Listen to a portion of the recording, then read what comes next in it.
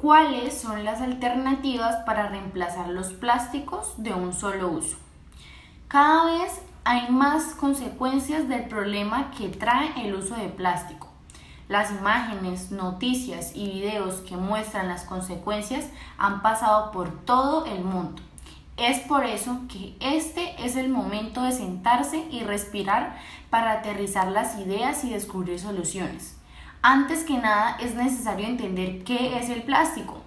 Este es un material sintético derivado del petróleo. Entre sus características está que no es biodegradable, sino fotodegradable, lo que quiere decir que se descompone lentamente en pequeños fragmentos conocidos como microplásticos.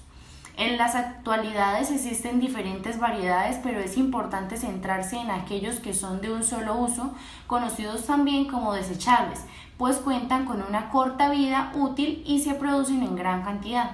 El aumento de los residuos plásticos se ha incrementado de una forma acelerada en los últimos años. Aproximadamente 8 millones de toneladas acaban en los mares y océanos, formando lo que se conoce como islas de basuras. En la actualidad existen 5 de ellas, están ubicadas en el Pacífico, 2 en el Atlántico y una en el Índico. La producción mundial de plástico se ha incrementado un 500% desde el 1980 y estos materiales representan entre el 80 y el 90% de la polución oceánica, pero la mayor parte y esto en los países en desarrollo, con peores sistemas de saneamiento y reciclaje, donde el problema de la polución plástica cobra una especial trascendencia. De hecho, son los países en desarrollo y emergentes los principales responsables de la polución plástica. De los 20 países más contaminantes, solo el 20º es una nación occidental desarrollada. Estados Unidos, además de esta secuela, también se cree otros problemas como la muerte de animales marinos y aves por ingestas de microplásticos que quedan atrapados en el resto de la contaminación en el aire. Esta última debido a que para producir el plástico se libera una gran cantidad de toxinas. También suele ser quemados al final de su vida útil, lo que libera unos componentes tóxicos que se provocan problemas en la salud. Según la Organización de las Naciones Unidas, aproximadamente 1 millón de botellas plásticas se están produciendo por minuto en el mundo y 10 millones de bolsas del mismo material. Aunque haya empresas que utilicen plásticos reciclados dentro de su cadena de producción, no alcanzan a utilizar todo lo que se desecha. Una vez se comprende todo lo que sucede después de que se tira una botella, envoltorio o paquete de plástico a la basura, se vuelve evidente que es necesario un cambio. En esto, desde los pequeños gestos de la cotidianidad hasta las estrategias globales son fundamentales. ¿Es posible concebir un futuro sin plástico?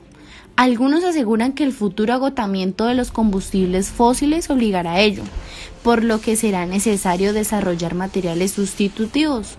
Pero incluso en este caso, el fin del plástico no supondría su desaparición de la Tierra, debido a la lentísima degradación de los polímeros, por lo que sería necesario también abordar medidas de descontaminación. Este es el panorama de los esfuerzos hacia el objetivo de lograr un planeta sin plástico. El primer paso en el intento de reducir la huella del plástico del ser humano es producir polímeros biodegradables mediante el uso de aditivos. Sin embargo, esto no logra resolver el problema de su origen petroquímico, lo que sigue implicando el uso de una fuente no renovable. Por tanto, el siguiente paso es obtener materiales sustitutivos que no dependan del petróleo. ¿Qué materiales pueden reemplazar a los plásticos de un solo uso? Hay muchos materiales que se están empezando a usar como reemplazo, tales como el bagazo de caña, la fécula o almidón de maíz, algunas plantas como la de café con la que se hace resinas naturales, y todas estas se biodegradan mucho más fácil en el relleno sanitario. Estos componentes se pueden encontrar en productos de uso diario y personal. Por ejemplo, ahora es posible cambiar los pitillos tradicionales por aquellos de bambú, silicona, acero o papel, escoger las bolsas de tela para ir a mercar, utilizar cubiertos de bambú en vez de los desechables, comprar cepillos de dientes de madera, cambiar las bolsas resellables por las de silicona reutilizable, las cocas de plástico por las de vidrio, comprar alimentos como frutas y verduras sin envoltura y tratar de no comprar agua embotellada. Se están logrando avances notables en la fabricación de bioplásticos a base de materiales como el almidón o la celulosa. Un ejemplo de esto es el ácido poliláctico, un bioplástico parecido al poliestireno producido a partir del mismo compuesto que provoca las caries dentales. Pero es preciso señalar que no todos los bioplásticos son biodegradables. El polietileno, el plástico de las bolsas, tiene una versión biológica obtenida a partir de cultivos fermentados, pero al igual que el derivado del petróleo, no es biodegradable. Entre los nuevos plásticos de base biológica y fácil degradación, los científicos trabajan ahora en la producción de plásticos a partir de residuos vegetales comestibles, tales como el perejil, los tallos de espinacas y las cáscaras de arroz o de cacao. La ventaja del método es que permite obtener una amplia gama de bioplásticos de celulosa, desde los más rígidos hasta los blandos y extensibles. Pese a todo esto, numerosos expertos nos advierten que los bioplásticos no son la panacea. La producción de materiales de un solo uso continúa exigiendo un consumo intensivo de recursos, agua y tierras. Además de que la degradación de estos materiales no es tan sencilla ni inmediata como podría creerse, por lo que gran parte de él acaba en los vertederos o en los océanos. Lo deseable, insisten, es cambiar nuestros hábitos y abandonar la práctica de utilizar materiales de usar y tirar. Las alternativas serían los microbios y las orugas que comen plástico. Incluso en una situación ideal con los plásticos petroquímicos limitados a los usos en los que no existe otra opción y siempre en aplicaciones duraderas con todos los usos desechables reducidos al mínimo y cubiertos por biodegradables y con un reciclaje extensivo, aún así seguirían quedando millones de toneladas de basura plástica que eliminar. Lo que preocupa especialmente es que estos materiales van fragmentándose con el tiempo hasta producir microplásticos que siguen contaminando prácticamente todos los hábitats terrestres. ¿Qué hacer con esta basura plástica? Casi todos los ojos están puestos en la biotecnología, el uso de microorganismos capaces de degradar plásticos. Existen bacterias como los microbios del suelo del género Pseudomonas e incluso hongos como los que crecen en la madera, que pueden digerir plásticos de forma natural. El inconveniente es que la biodegradación de plásticos por este medio suele requerir condiciones especiales, como temperaturas altas o luz ultravioleta. No solo los microorganismos pueden ayudarnos en la tarea de destruir la basura plástica. En 2014, investigadores chinos observaron que la oruga de un tipo particular de polilla suele alimentarse de envases de comida.